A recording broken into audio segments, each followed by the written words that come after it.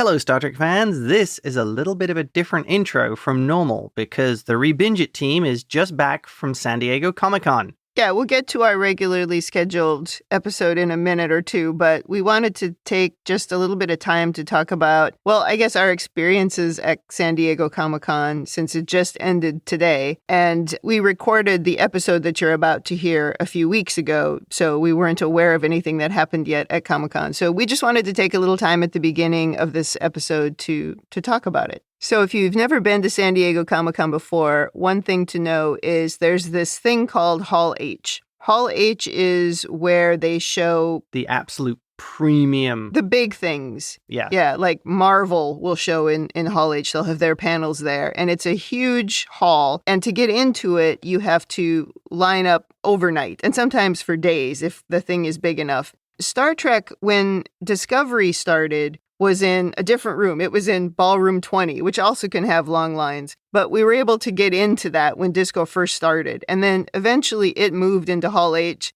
And then, of course, Picard was announced and everything just sort of blew up. And it became a lot harder to get into those panels. But this year, because of the strikes, because the actors are striking and the writers are striking, Comic-Con was a little bit different. Some of the big names that they're used to having there in terms of the actors in particular that would fill up Hall H, they weren't coming. Yes. And even Marvel just in general pulled out. Yeah, there was a very different feel at this year's Comic-Con. There wasn't the big celebrities drawing in the huge crowds and people queuing overnight to try and see them. We still saw a few celebrities, like I got to see Kim Joy from the Great British Baking Show a couple of times, but I don't think she's in the acting union. But fortunately, even though the actors pulled out and a lot of the studios pulled out, Paramount still brought Star Trek. Yes. And what that meant was there was something in Hall H about Star Trek. It just didn't happen to have all the actors. Like, Patrick Stewart wasn't there. He would certainly be drawing people, a big crowd. But anyway, he wasn't there. But instead, what they did is they said, hey, we're just going to show you a lot of content because we don't have a panel. So I got into Hall H, which I've been in there a few times before, but I didn't have to line up. I pretty much just walked in. And they showed that in the entire latest episode, or the upcoming episode, I should say, of Strange New Worlds, the crossover episode. And then they later announced that they were going to release it. And so if you haven't seen it, you should watch it. You should watch it. It is fantastic. It's incredible. Yeah. Maybe I'm biased. I love Lower Decks. I like Lower Decks. I like season 2 of Strange New Worlds more than I liked season 1. Yeah. Because season 1 felt repetitive to me. But besides the fact, either way, if I liked it or don't like it, I loved this episode. It's really fun and I highly recommend it. Agreed. But the reason that we wanted to do this little intro is because of the other announcement that they made during that panel, which is out on Twitter now. It's not a secret anymore, but they announced it in this, I call it a panel, but there was no panel. It was just a guy from Entertainment Weekly talking about Star Trek. He announced that an upcoming episode of Strange New Worlds will be a musical. And I was sitting in Hall H with my mouth hanging open because how many times have we talked about that on this podcast that what I really want, the only thing missing from Star Trek is a musical. Blaze of Glory. Let's say it. That was the episode. You could have made a fantastic musical out of it. So I sort of feel like we brought this into existence. You have willed things into existence in the past, Kim. I have. And part of the reason why my jaw was hanging open, first of all, I thought the entire thing was a joke. I thought he was going to get to the end of it and say, haha, just kidding. I'm still not 100% sure it's real, even though I've seen the trailer. But I really thought it was a joke. And I was like, this guy's he's going to make a joke about it at the end. And then when he showed some clips from it, I was like, wow, this is quite an elaborate joke. But apparently it's real. And one of the reasons why I was so amazed by this whole thing is because I kept thinking, there are so many gatekeepers now trying to protect Star Trek from what, I don't know, it existing in the future, and they can't stand change. I remember having a discussion with somebody when they announced Lower Decks, and they were like, don't you think turning this into a comedy is just going to ruin it? I'm like, dude, don't watch it. If you don't want to watch it, nobody's forcing you to watch it. It's not ruining your childhood. Just keep what you have to yourself. Don't bother other people if they're enjoying a thing. Yeah. So I was sitting there thinking, oh my God, those gatekeepers, their heads are going to explode. And that really, I don't know, it just really made me happy. Some people's heads will explode and it will be hilarious. It absolutely will be hilarious. I remember somebody emailing me and saying, if there's ever a Star Trek musical, they'll have jumped the shark. And I don't agree. I think this is a very colorful way to gain a new audience and also to have a little fun with Trek, because it has been a very serious show for a very long time. Yeah. Strange New Worlds has been quite serious, I would say. And Discovery was incredibly serious. Oh, yeah. Well, my opinion is evolve or die. 100% evolve or die. And if you don't get a new audience, we're getting old, those of us who remember the original series. Eventually that audience is gone and then Star Trek will go with us. Well, that's dumb. It's a cool enough franchise that if you can find ways to evolve it, you can evolve your audience. Yes. And this is just one way, and I think it's really awesome. I love the concept of this. I am absolutely going to watch it. Look, it might be terrible, and that's fine. We'll just go to the next episode, but it also might be great. It could be terrible and go down in canon as, oh God, the musical episode. It might not. But that's also part of Star Trek, right? Yes. Everybody's always had the Ella Moraine episode to hold on to as like this worst episode. I know you like it, but that's one that people cling to. Yeah, and I liked it. There was a little hint about that coming in some future Trek as well, being a link to that episode. Move along home. Oh, please. Oh, I am so down with that. You know, maybe this will replace that as the episode everybody thinks was terrible. But look, maybe it won't. The crossover episode, I was concerned. I was like, okay, this seems very weird. But it's great. It's more than great. It's fantastic. I loved it. Absolutely. So I think maybe one other thing I'd like to talk about a little bit is I get a lot of people who ask me, particularly people I work with, who ask me, what exactly is Comic-Con? And so we could talk a little bit just sort of about what it is, about what our experiences are there. Because even though James and I go to Comic-Con together, we have very different Comic-Con experiences because we have different interests. In the last couple of years, they've maybe crossed over a bit more and we've started to do more things together rather than just getting there and then going our separate ways. But that is something that you can do.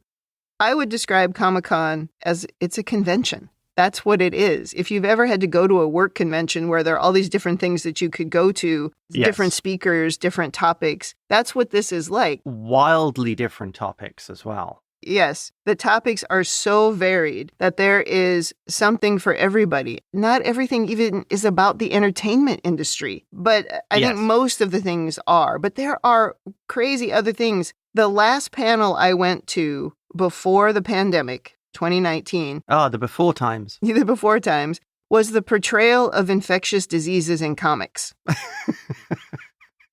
I still laugh that you of all people went to that. I'm a little panel. squeamish, but I like some of those serious topics. But anyway, I'm not sure that was entirely serious. But I spend most of my time at Comic-Con going to panels. And like I said, I don't queue up to get into Hall H. I don't stand in line for a lot of stuff. I mostly go to things that I just find interesting. And they tend to be things like, how does television portray survivors' guilt after an apocalypse? There's a lot of things like that I'm very interested in, but I also would go to, for example, this year Peacock announced that they were going to show the premiere of a new series. I would go to that as well. So I sort of mix and match with those kind of things, but I stick in the panels. Yeah. There is a convention floor, which I'll let James talk about. I don't like to go in there. It is so crammed with people. And I don't like crowds. I'm from South Dakota. I've said it before. I don't like a lot of people around me, so I find the floor to be really uncomfortable. But that's James's Comic-Con. Yeah. I'll let you talk about your experiences there. The thing I love about the floor is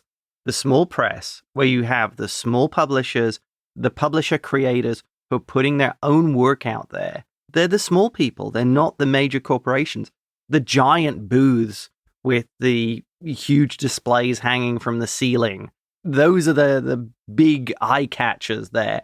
But the stuff that really interests me is the small publishers, the small people producing their own unique works. And of course, Artist Alley, where you can meet some of just the most amazing artists in the industry with these tiny little, setup booths that are like maybe 3 feet wide, where they're doing sketches and selling art. And you can meet really interesting artists and talented artists there. that is such a contrast between the giant booths for the major publishing corporations.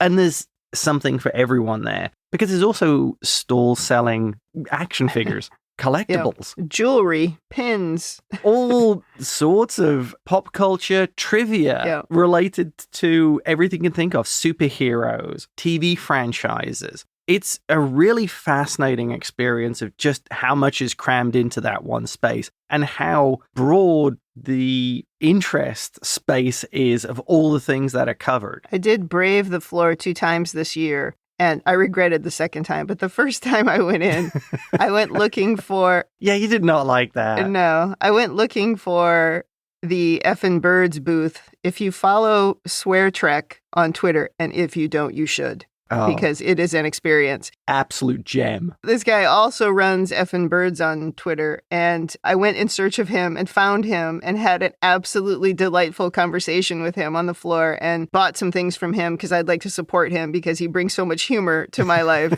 So I did go in for that. And then I also went in after the Star Trek panel because they said you could get a poster for Subspace Rhapsody, this musical episode, but it was a zoo. And by the time I got there, they were long gone. That was the only reason I would go in there was Star Trek. Both things were related to Star Trek. Yeah. Oh, well, if you're going to mention that, I have to mention Bob the Angry Flower, written by Stephen Notley. He actually got an Inkpot Award, and that is probably one of my favorite strips. If you don't know it, look up Bob the Angry Flower. He is an absolute gem. He's an amoral flower with delusions of grandeur is the best way of describing it. It's a quirky little comic, but you do enjoy it. Yes. And then are you going to talk about really your main reason for going to Comic-Con? What's that? That little costume you like to wear. Yes, I like to cosplay. I like to play characters from 2000 AD, the English comic.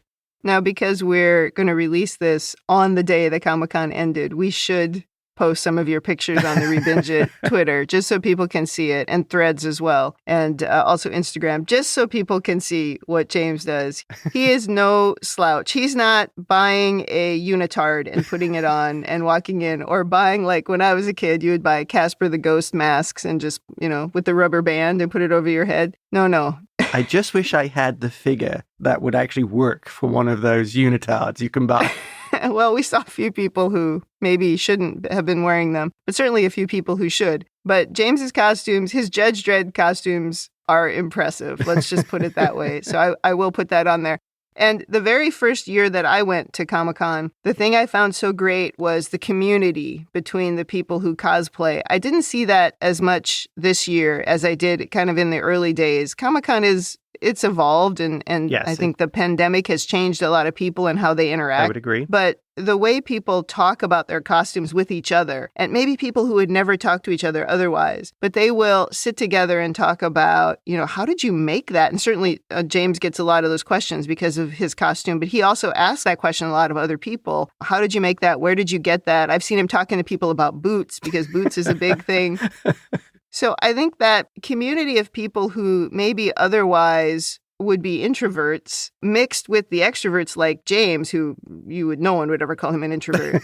But it's a mixture of something they have in common, and it leads to an easy conversation. And I just thought it was amazing the first time I experienced it. It's just one of the coolest parts of Comic-Con. I would agree with that. There's a lot of geek camaraderie. Yeah, it's just fun. Agreed. All right, so we already talked longer than I thought we would, but at this point, we should turn it over to ourselves for the regular episode. Yeah, we should go back to ourselves. This week is Covenant, which is... we have a good discussion. Oh, this is a fun one. All right, well, signing off. Back to our usual programming. Hello, Star Trek fans, and welcome to the Rebinge Deep Space Nine podcast. My name is Kim. And my name is James. And we're watching Star Trek Deep Space Nine from the beginning, one episode at a time.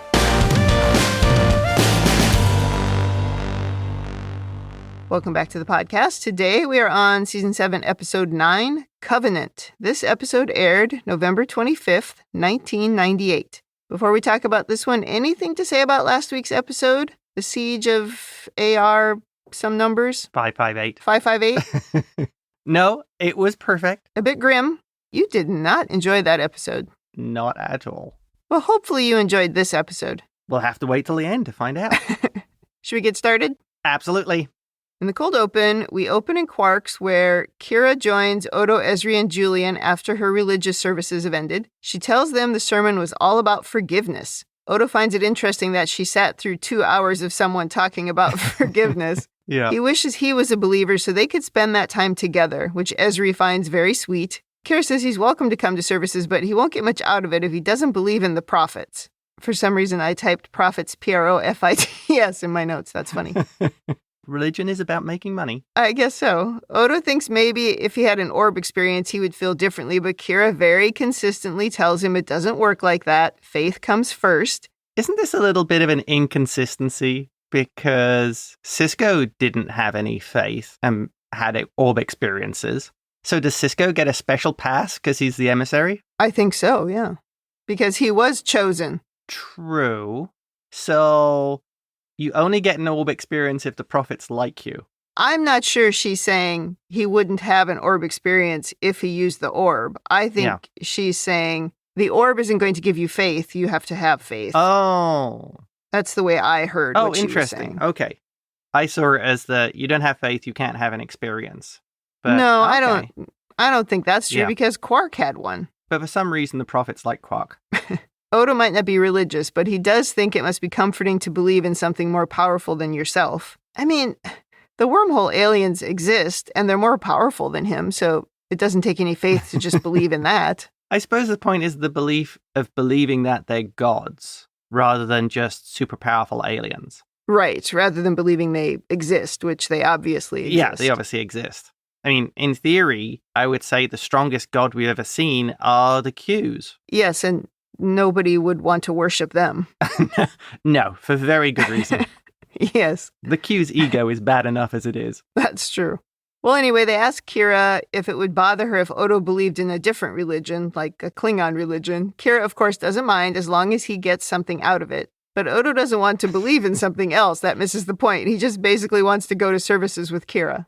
Do they keep non-Bajorans out? Yeah, I feel like he can do this. Yeah, you could just go. Yeah, exactly. Not everyone experiences church services in the same way. Yeah. I mean, it could be meditative or even educational for him to experience how the Bajorans practice their religion. I mean, just try. I mean, I've attended services from faiths different to the one I was brought up in. Me too. Yeah. And me too. really surprisingly, I did not burst into flames the moment I stepped over the threshold. I think some of my early religious teachings may have been wrong.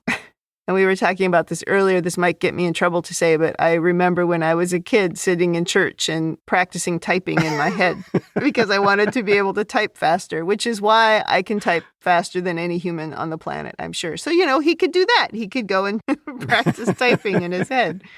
That doesn't really apply to Odo, but, something similar. You can get something out of it. He could go through the crime reports. Well, that would maybe be distracting if he were reading something else while sitting there. Well, he could just plot different ways to torture Quark while he's in there. Now, that he could do, see? And he could just sit right next to Kira while doing it. With a big grin on his face.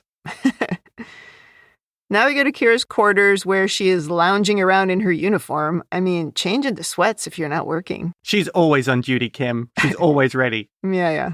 When Vedek Fala enters, she's excited to see him. They were in the same camp together during the occupation when Kira was a child, and he was her teacher. She says, unlike other Vedeks, Fala is always searching for answers. Kira says, faith is a journey for you. He looks her up and down and says, oh, you're a colonel now, which I thought was very weird, the way that he did that. But he's pleased she still remembers the 3 keys to enlightenment, which she lists instantly as charity, humility, and faith. And then he says he brought her something and hands her a little piece of cloth, which she unwraps happily and finds a tiny crystal that suddenly starts to glow. And before she can figure out what it is, she's beamed away. Vedek Fala watches her go with maybe a little bit of a guilty look on his face. Oh. Well, now we go to DS9 with the camera tilted, which we know to be Empok Nor. It's the giveaway. Yes, and Kira beams into a group of people wearing red armbands and instantly knows she's surrounded by the cult of the Pah-Wraiths. She wants to know why they've brought her here, and one of the dudes says, well, that question is best answered by the Master. And she's like, who's that? but there's no need to ask because Gul Dukat emerges from the shadows with an earring and a red armband. And I think Kira and I reacted exactly the same way. Like, ugh, Dukat.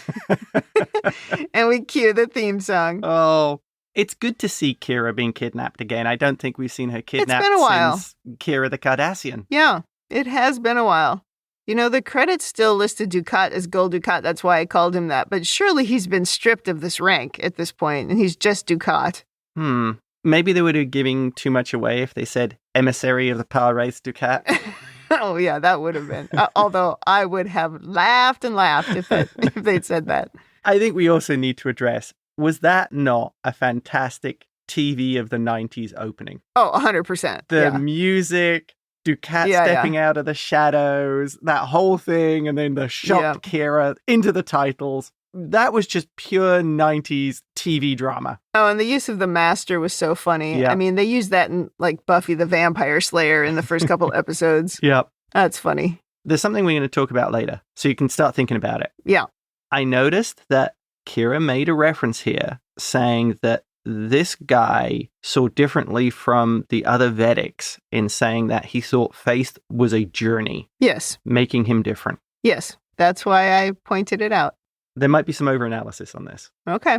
Well, Kira is quite surprised to find Dukat is now the leader of the Pah-Wraith cult. He is no longer in his Cardassian uniform. He's wearing some casual wear, which is very strange to see Dukat like this. He says he'll answer all of her questions and apologizes for bringing her here without her permission. But she kind of laughs as she sarcastically says she's always wanted to see Empok Nor. Well, I hope they cleaned up that Cardassian slime that turns them violent. I hope so. And then he says, your hair, you've changed it. And she says, your ear, you've pierced it. And yes, she has changed her hair, and not for the better. He doesn't say, oh, it looks great. Notice. So something that you and Dukat kind of have the same view of. Oh, maybe. He says his fancy new earring is a symbol of the covenant he's made with his new family. Wow. She figures it makes sense that the Pah-Wraith cult would follow him since they're accustomed to worshipping evil. I thought that was a great line. He tries to talk her into coming over to the dark side by trying to get her to question why the prophets did nothing when Cardassia took over Bajor. He makes a good point. Yeah, but 50 years of brutal occupation and they didn't do anything. Yeah, but if they have no concept of time, the occupation probably didn't seem like a big thing. Oh, that's it's true. It's like, this is just on the way to the next thing or whatever. Yeah, it came to an end. Yeah. But Kira says she knows the prophets have a plan for the Bajoran people. And Dukat says the Pah-Wraiths are the true gods of Bajor. Yes. They were cast from the temple because they wanted to take a more active role in the life of Bajorans, which sounds an awful lot like Dukat's agenda, by the way. Hey, it's the same thing as Kai Wynn. The prophet's path just happens to coincide with everything she wants, and the Pah-Wraith's path just happens to coincide with everything that Dukat wants. Mm-hmm. I'm sensing a theme there. Yeah. Well, Kira laughs at him. She says, oh, so the ancient text just had it all wrong. And Dukat says history is written by the victors, but the Pah-Wraiths are going to reclaim their place in heaven. He says the Pah-Wraiths speak to him. He's their emissary. Oh. And there it is. Yep. Kira isn't sure if he believes this nonsense or if he's just insane. He says he's been touched by the hand of a god and he's a changed man. Oh, wow. Yeah, sure. Well, he says as well, he felt its love, which is so interesting because I'm going to go out on a limb and say I believe that Dukat, that's what he interpreted it as, because both Keiko and Jake have both been possessed by the Pah-Wraiths. And Jake flat out said, he understood how evil it was. And Keiko described it as just this cold hatred, I think were her exact words. So Dukat's clearly getting something else out of this. Or he doesn't know what love is, which is a different song from the 90s or the 80s. Not sure. I think it was the 80s.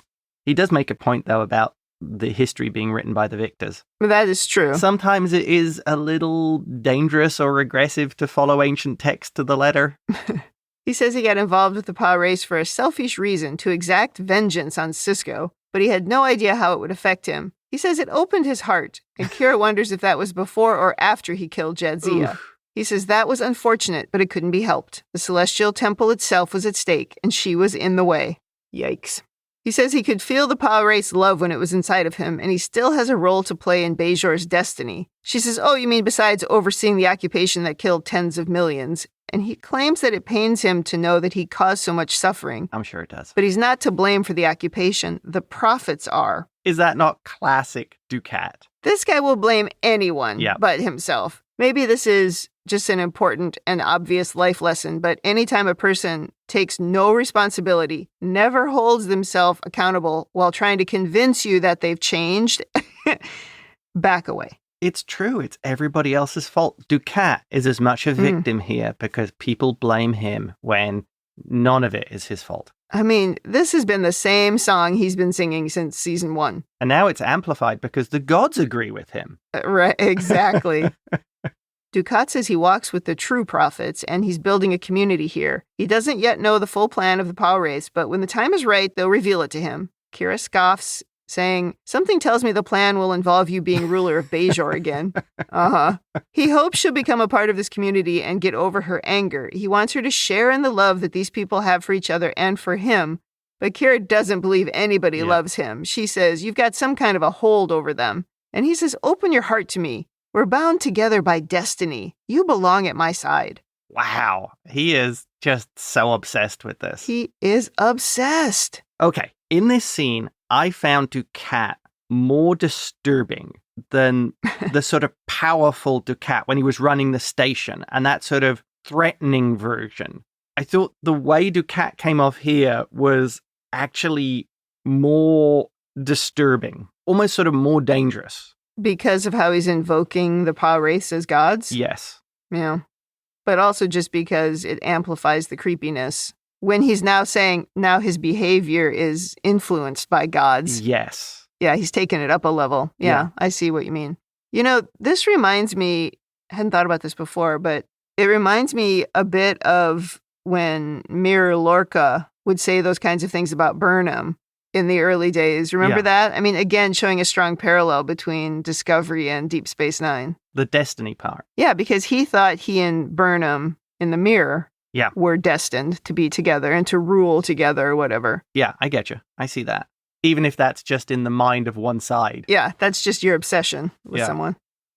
Well, back to the upright station, and we are searching for Kira. Miles is scanning her quarters and eventually finds traces of the Dominion homing transponder, which enables a transport to be as far as 3 light years. So they have no idea where she is. Yep. And Odo's concerned that she's somewhere deep in Dominion space. A valid concern, seeing as the Cardassians do like to kidnap her every now and then. Back to the tilted station, and Kira is locked in some quarters when Vedek Fala arrives. She feels sorry for him that he's been duped by Dukat, but he claims he's been a member of the Pah-Wraith cult long before Dukat turned up. So he's a long-time Pah-Wraith fanboy. Right. She's shocked that he's turned his back on the prophets, but he's pretty bitter. Yeah. He claims that they're a peaceful people, so she says, okay, prove it by letting me go. But Fala says the master brought you here because he cares about your spiritual well-being. Yeah, right. She's grossed out by this title of the master. Fala calls her stubborn, and she calls him too trusting. He says when Dukat first came to them, they didn't want to accept him, but he could see the Pah-Wraiths had taken a man of evil and washed him clean. Kira cannot understand. You mean that's what Dukat told you? Yeah. Kira can't understand how he can forget what Dukat has done, but he reminds her of the importance of forgiveness. She says some things can't be forgiven. Yeah. He offers to show her the community that they're building and takes her on a tour of the station. Well, I think the important part of forgiveness is the person who committed the offense recognizing that they committed some kind of offense. Yeah. And Dukat is the opposite. Just forgiving someone who continues to beat you over and over is not the answer. Right. Yeah. And that's Dukat. Right, exactly. And then blaming someone else, yeah. Yeah. You know, I thought he missed an opportunity to throw something back at Kira here, because she says about how they're violent and that Junior Sith Lord tried to stab Sisko in episode 1. He did stab Sisko. That's true, yes, he did actually go through with it. He could have brought up the fact that Neela tried to kill Barial, and she was a believer in the prophets. Yeah, that's true. Yeah, just like, he says that guy was a one-off. Neela wasn't exactly a one-off because she was doing Kai Wynn's bidding. Yeah. But yeah, it's a similar problem. There's only a few people who are bad, like the head of the religion. So they walk around the relatively dark but bustling promenade, and she asks where they get their food and supplies because she's obviously trying to figure out how to get off the station. Yeah. He tells her she's free to move around and talk to people, but the docking bays are guarded. I mean, she's not really free. They keep locking her in that room.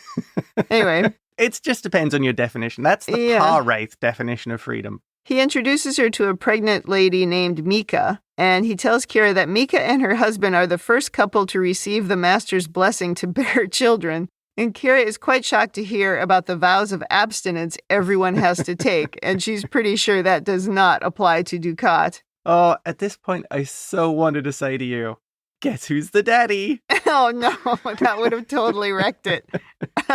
Well, now they meet Mika's husband painting a mural that shows Dukat as like the center of everything. Oh my God. It's all Dukat has ever wanted in his life. Yep. I love the painting with Dukat with his arms out. Oh, it's so gross.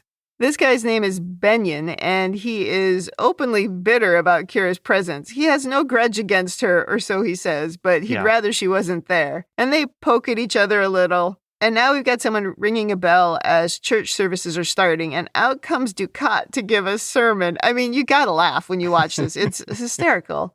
While everyone is praying, Kira takes the opportunity to grab a phaser, but rather than firing, she threatens Dukat and tells everyone to get on the floor. But instead of complying, several of them stand in front of Dukat protecting him. Oh, yeah. He's finally got what he's always wanted, with Bajorans just worshiping him. Oh, absolutely. Kira stupidly turns her back on some Bajorans who knock her out. I don't think that she would have done that for real, but they needed this scene to move along. And this is probably a story point, but the first Bajoran to stand in front of her and protect Dukat was actually Benyon. Yes. The artist and the father-to-be. Yes. Well, as far as he knows, Dukat's been pretty good to him. He let him have sex, unlike anyone else.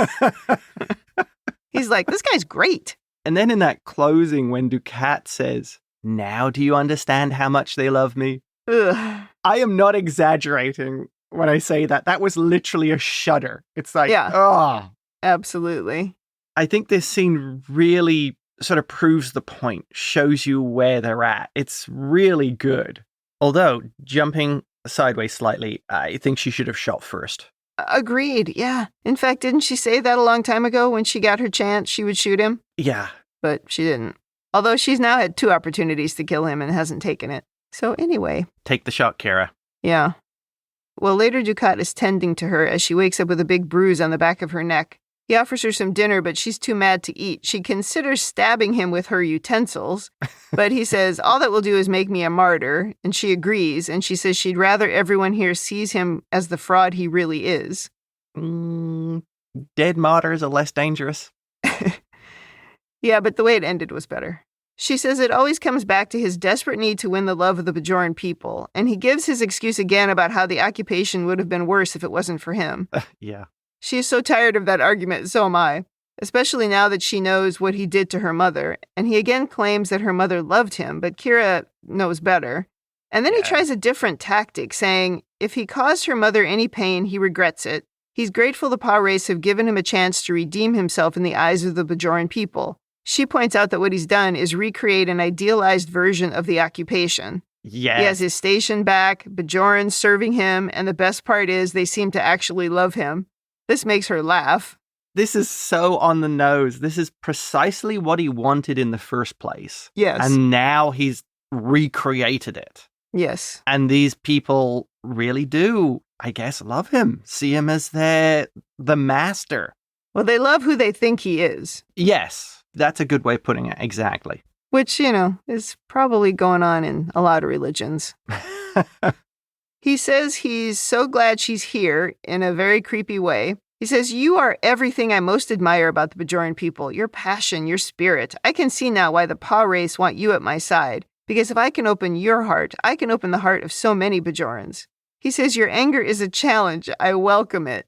Then there's a door chime and we learn Mika has gone into labor, so he asks Kira to come along to witness the blessed event. Oh. Now everyone's gathered around and excited for the birth of the baby. And Dukat tells kind of cranky Benyon, the painter dude, that he should be honored to have fathered the first child to be born in the community. He says, your family will be the first of many. And everyone is so happy except for Kira. Poor kid's going to be brought up following the Pah-Wraiths. Yeah, Kira does not like that. Well, out Mika and the doctor come with the baby, but the women have funny looks on their faces. And then we see why. The baby is half Cardassian and half Bajoran. When Dukat sees this, he is quite surprised, but he immediately goes into damage control mode and holds up the baby and says, the Pah-Wraiths have sent us a sign. Something wonderful has happened. The infant, born of the love of Benyon and Mika, was transformed in her womb into a living symbol of the covenant that he's made with the community.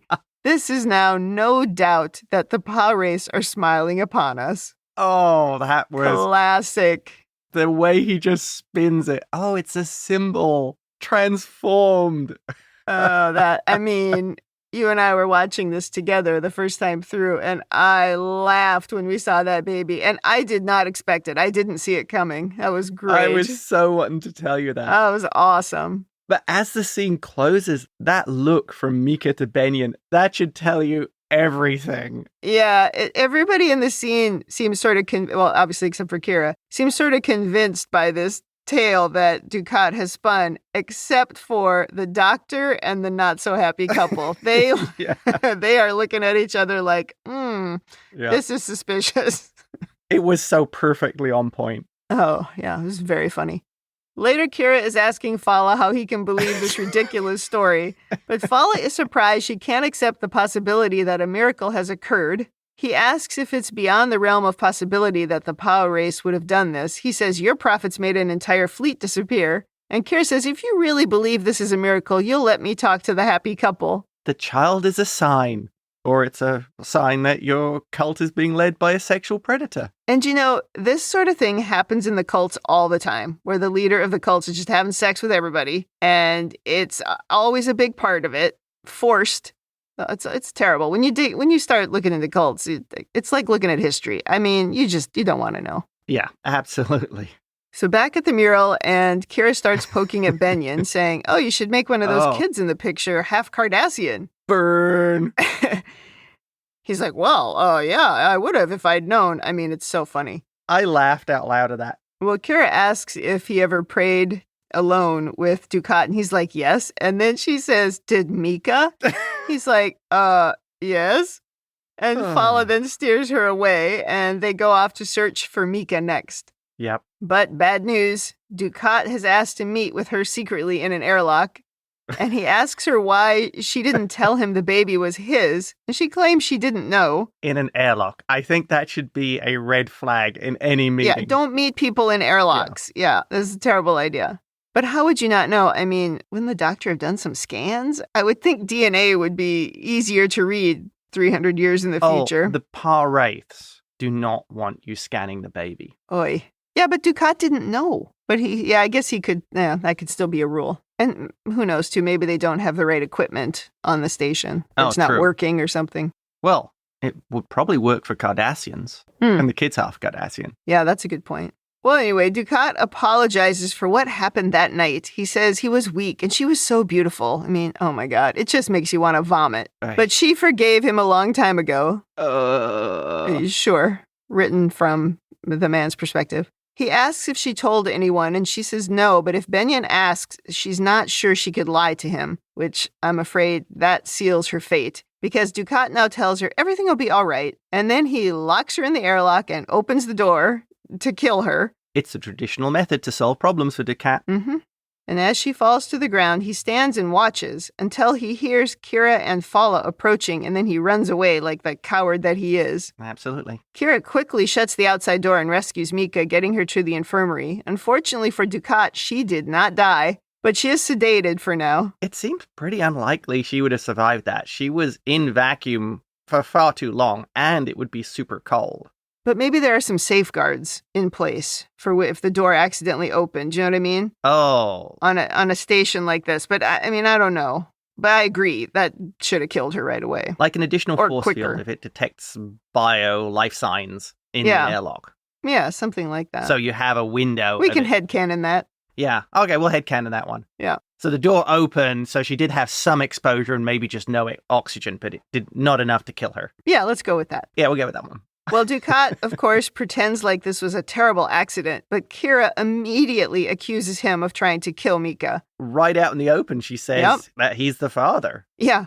Some guys grab Kira and take her to her quarters, and as they're dragging her away, Kira shouts, "Keep him away from her." The doctor, Benyon, and Fala all do look a little bit concerned at this point. Yeah, Fala, I think, is looking disappointed. He has a look on his face that tells you he's having some second thoughts, some difficulties, crisis of conscience. Yeah, there's definitely a crisis going on. Now we go to Dukat, who is praying and saying, "I failed you. Forgive my weakness." He says, "When Mika awakes, and I pray that she does, the children will learn the truth and turn away from me and from you. The covenant will be broken." He says, "Don't let that happen. Tell me what to do." And then the services bell is ringing again, and Dukat stands in front of everyone and says the Pah-Wraiths sent him a vision. They said it would be the last one he ever received.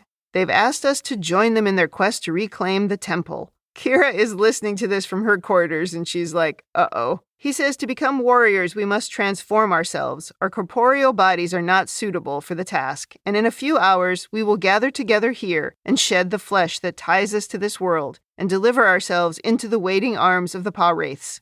And they all start praying, though Kira and the doctor look very shocked. Yeah. Wow, this is Heaven's Gate level cult stuff. Absolutely. This was bound to happen in the cult, yeah. Listeners probably don't know this, but both Kim and I actually met one of the members of Heaven's Gate. Yes, we did. They were based in San Diego, and a company we were working for, they had one of their guys doing some consulting. Yep. So I think we both met one of the members. Yes, we did. He had one name, and he was very strange. Yep. And he didn't try to recruit us. No. It wouldn't have worked. Yeah. But anyway, we did meet him, and he died along with the rest of them. He It did. was awful. Horrible, horrible story. Yep. Well, Dukat now comes to see Kira and tells her that he sent a message to Deep Space Nine, and there should be someone here within a day or so. Oh, that's nice he's having somebody come and pick her up. It is nice because, yeah, he didn't have to do that, I suppose. Well, he always wants another opportunity to convince her. Oh, So- good point. Yeah. Well, Kira isn't surprised that he'd kill all these people, but she knows he's not going to kill himself. He says she just doesn't understand. The Pah-Wraiths are calling him home. Oh, right, yeah. And then he pulls a little pill out of his pocket and says, "Our deaths will be painless. The pill is something called promazine, developed by the Obsidian Order for use by their operatives if they're ever captured. Not only is it quick, but it reduces the body to dust within hours, making it unidentifiable to the enemy." Oh, that's Which very is convenient. Terribly convenient. He says he's not worried about dying because he knows he's going to be with the Pah-Wraiths. She finally seems to think that he actually believes what he's saying, Yeah. and he just says goodbye and leaves. I don't know if she was surprised by that, or whether she was convinced, or Yeah. whether going through her head was, okay, what's the angle? Yeah, I think she's at that point now where she's not sure what to believe. Yeah. She's convinced that he's evil, but she's not sure right now. But does he really mean what he says? Yeah. But all you got to do is look back on how this whole thing has happened, and I think you get your answer. Right. Which is why I would think Kira wouldn't really, at heart, believe a word he said. Right. Maybe she's in a little bit of a panic because she doesn't want all these people to die. Oh, that's a good point. Yeah, I don't know. Well, they are followers of the Pah-Wraiths, so maybe they really do deserve to die. Well, only if they're hurting other people, which so far doesn't look like they are. Yeah, it's just kind of a hippie colony, really. Yeah, exactly. No, it's a cult. With Dukat at the lead. The Master. Well, everyone is now grabbing their Kool-Aid pill in the temple. Can I have some more punch, please, Jim? Oh my god. They all seem quite excited about this, and Benyon takes one for himself and one for the baby, which I found just horrifying. Meanwhile, back in her quarters, Kira is finally working on a plan to break out of the locked room. I mean, geez, we're 38 minutes into this episode, and she's finally trying to get out. Dukat says the time has come for us to leave this world behind. And they all have their little pills. Yeah, Kira causes a little explosion back in her quarters, and she's able to force the door open. Dukat says, "We are joyful as we embark on this journey," and as he speaks, Kira runs along the second level until she is right above the crowd. As Dukat says, "Don't be afraid, I love you all," and he holds up the pill, She jumps down onto him, knocking the plate of pills over and knocking Dukat to the ground. Yes. And Dukat is immediately, desperately trying to figure out which pill he was holding versus which ones came from the plate that she knocked over. Yep. Some people grab Kira, and she quickly realizes what Dukat is doing because she's smart. And Fala helps Dukat up and hands Dukat a new pill. But Kira wonders why he won't take it. She says, "Aren't all the pills the same?" And then everyone starts looking at their pills and wondering the same thing. Oh, and yeah. Dukat, dude, you are busted. Alaimo here is great because this look on his face, Oh, frantic. basically the eyes telling the story when he's on the floor scrabbling, Yes. looking for the right pill. It's a literal look of panic. It's so well done. And his hair is everywhere. I mean, he goes right into panic. Yeah, it's really well played. Alaimo does a great job with this character. Well, Kira says to him, "You had no intention of dying with them."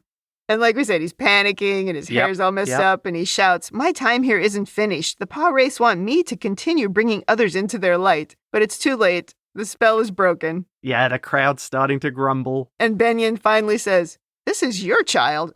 Duh, dude. Okay, catch up.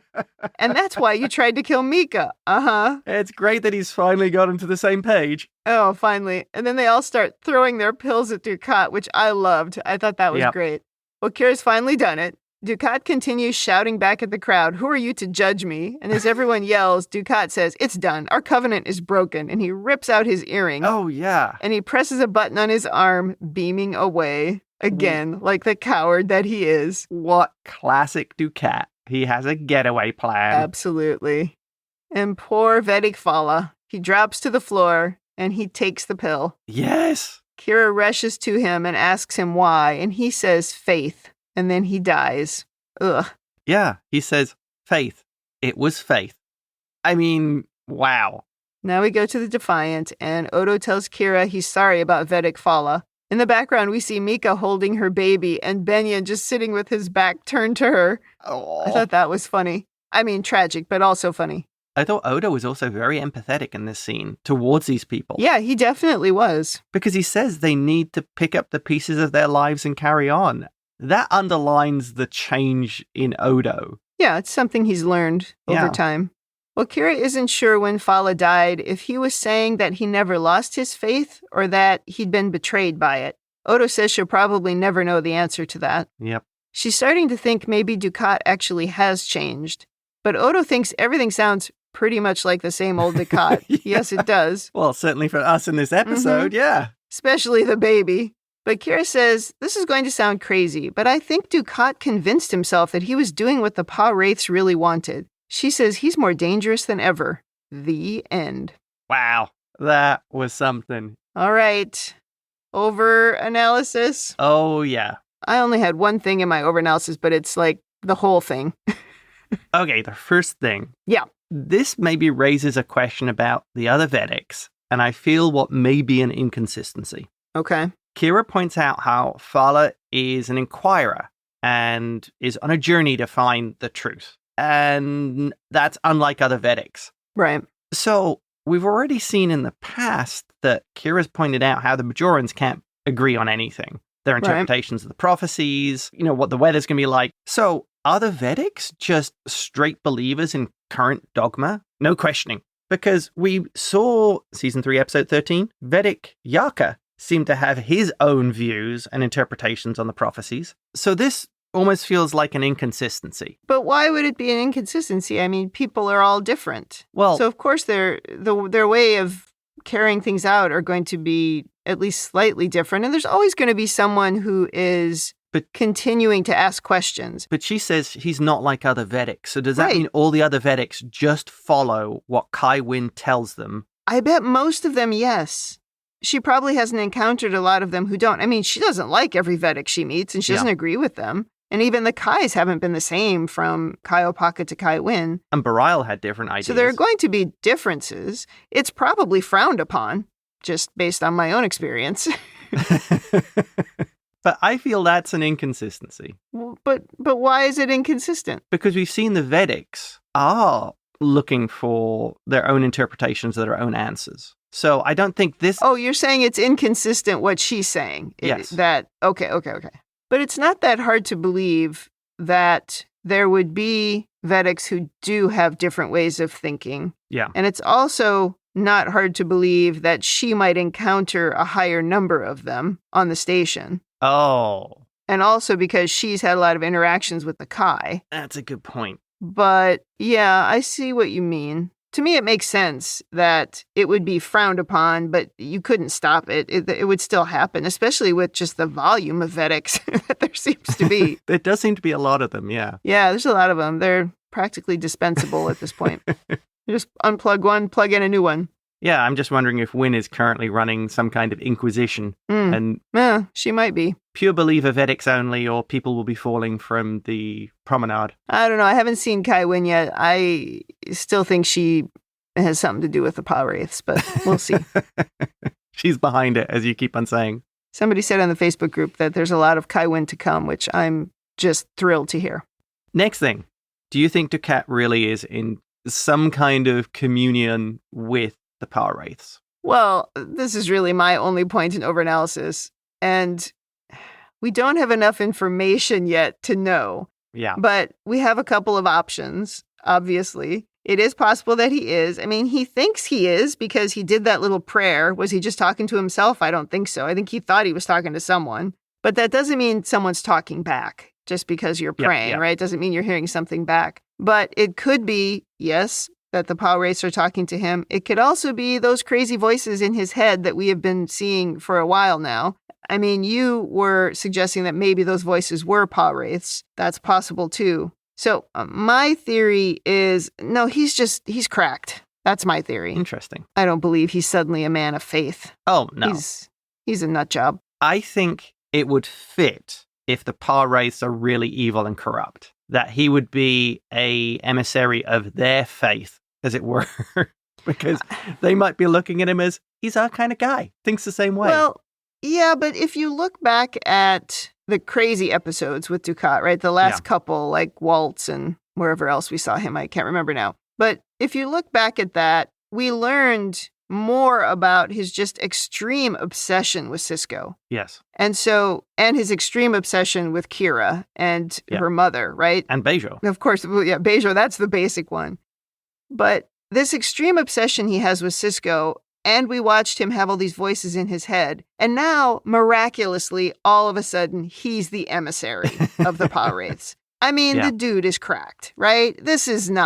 I don't think this is anybody making him the emissary of anything. If somebody is using him because they know he's nuts and hate Sisko, maybe. But he's not the emissary. He may not be the emissary, but I think the Pah-Wraiths are using him. In my latest rewatch of this, the rewatch we're doing now, I think that the hint is that the Pah-Wraiths are the visions that he sees, that they are kind of guiding him or controlling him, that those aren't just voices in his head, it's the Pah-Wraiths. Yeah. I don't know how I'm going to feel about that when that happens. But okay, I mean, this is just my opinion based on info I have, and also I can't stand this guy. Oh, that's funny. Next thing, kind of leading on from that. So, do you think these people will continue to believe in the Pah-Wraiths? You know, if they'll just go, oh, well, we will led astray, but the Pah-Wraiths are still the real prophets, the real gods. Some yes. Some of them will go and worship at the Church of Akorum. Some of them might just become atheists at this point and wonder, how did that happen? I don't know. Every time I hear about a cult, I'm always shocked by the number of people who do get wrapped up in it and follow it. But, sometimes people do get out and realize that they were being brainwashed. So I'm sure some will, and I don't think Benyon has any illusions. Yeah, that's not so good. But they also might just think, oh, that guy was just a false prophet. It doesn't mean that the Pah-Wraiths are not who we think they are. I think some of them would definitely continue to follow it and just go, oh, we were led astray. It was a test by the Pah-Wraiths to prove our faith. Yeah, and you guys all failed. Yeah, good point. Next thing. Yeah. And I'm fascinated by this one. Okay. Do you think they sought out Dukat, or did he identify these as people he could manipulate? No, I don't think they sought him out. Yeah, really? He's been hanging out on Bajor somehow, secretly, and must have been doing his own studying and figured out how he could manipulate them. Interesting. Or if the Pah-Wraiths are really talking to him, they helped make it happen. But no, they didn't seek him out, I don't think. I'm thinking Fala sought him out. Because Fala seems to be... She made the comment about Fala being on a journey. Mm-hmm. I would see him looking for someone who'd been possessed by the Pah-Wraith or a representative. Oh, I see. Maybe Fala was the one who actually found him and brought him in. So the cult already existed. Oh, yeah, the cult already existed. Yeah. It could be either way. I mean, Dukat is a master manipulator. So if he saw people he could exploit, he's there. Yeah. But Fala says when Dukat first appeared, they didn't believe him. But that doesn't mean he didn't believe them. He didn't believe Dukat. Yeah. I'm not sure. We don't have enough info. So it could go either way, really. Yeah. And with that wraps up my overanalysis. No final. My one thing in overanalysis is what we already talked about was, does Dukat really believe this, or what was going on there? The only thing maybe I didn't say that's in my notes here is that he's a lot like Kai Wynn, and God said I could keep all the money. God said, you all have to die, but not me. I'm good to go. Yeah, I think completely he's using his own ambition, desires, direction, and saying it's inspired by the Pah-Wraiths, by the gods. Well, yeah.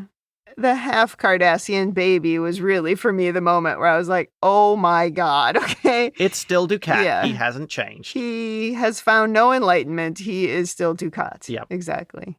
Well, then I'll just go to women in the future. And I don't have a lot there, but yet again, we're dealing with more gross stuff about Dukat, forcing himself basically onto Bajoran women and trying to get them to worship him. And it's just like added another layer of grossness with this. Everybody else has to be abstinent unless I say that you can have sex. Yeah. I mean, that's just even worse. Ugh. He wants to control and dictate every aspect of their lives. It's all he's ever wanted. Yeah. This is like the greatest thing that's ever happened to him. It's hilarious. That's why I think he really lost his mind when they were all throwing their pills at him. That was the best scene. He messed the whole thing up by his own hand. He totally did. Also, so Dukat. Yes, good point.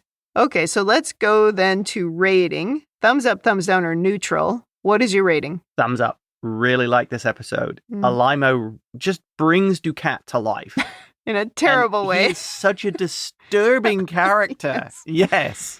Yeah, that's exactly it. Yeah. The thing is, he shows the pomposity of Dukat perfectly. How he sees himself, calls himself the master, how he sees himself bigger than life. Yeah. And then you see him scrabbling on the floor looking for the right pill. Right. It was great. It's great how we can go from both sides of this character to show how pathetic he really is. He gets Dukat 100%. In the same way as Kai Wynn gets her character and Sisko is played so well by Avery. It's probably, I think, what makes a lot of this show, and certainly this episode, the actors in it really get who and what they're playing. Right.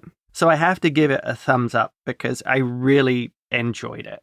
Yeah, I agree. I also give it a thumbs up. I was very entertained. I don't often like Dukat episodes, right? Because he gets away with his nonsense a lot of times, and he's like gets grosser and grosser, but he didn't get away with anything in this episode. I guess to some degree he did, because that half Cardassian baby exists. No matter what, he got away with that. That happened. But he was seen for who he really is at the end. And when they were all throwing those pills at him, I really felt like finally somebody besides just Kira is seeing this guy for who he truly is. And I found that to be very entertaining. Oh, yeah. I mean, I laughed a lot in this episode. I laughed when the baby was revealed. I laughed when he was on the floor scrabbling to find the right pill. And then even when his hair was all going crazy and he's like, no, you're supposed to worship me. And I don't know. That was all very funny. The bluster was revealed. The fakery was shown. The mask was lifted. You could see that this wasn't the emissary of a god. It was a pathetic individual. Oh, yeah. I also laughed when he said he was the emissary. That was really funny. God, he's so obsessed with Sisko. I think it's probably more realistic that people don't see him for who he is, right? But in a 46-minute episode, it is nice once in a while if we just put a bow on something. Yeah, well. And say, yep, That's a bad guy. The real world example is they either die with their false prophet or they continue to support their cult leaders no matter what. Yeah, right. Okay, I think that wraps up a very entertaining episode 9. Come Yes, back it next week was. for episode 10. In the meantime, if you'd like to tell us your own analysis of this or any episode, or if you just want to say something nice, you can email us at RebingeIt@gmail.com or tweet us at RebingeIt. We're also on Instagram and YouTube at RebingeIt. You can join the conversation on Facebook.com/groups/Star Trek TTM podcasts, where I do post the episode each week when we release it, and you can get into the conversation there. Thanks for joining us on the Rebinge Deep Space Nine podcast. That's it for me. And that's it from me.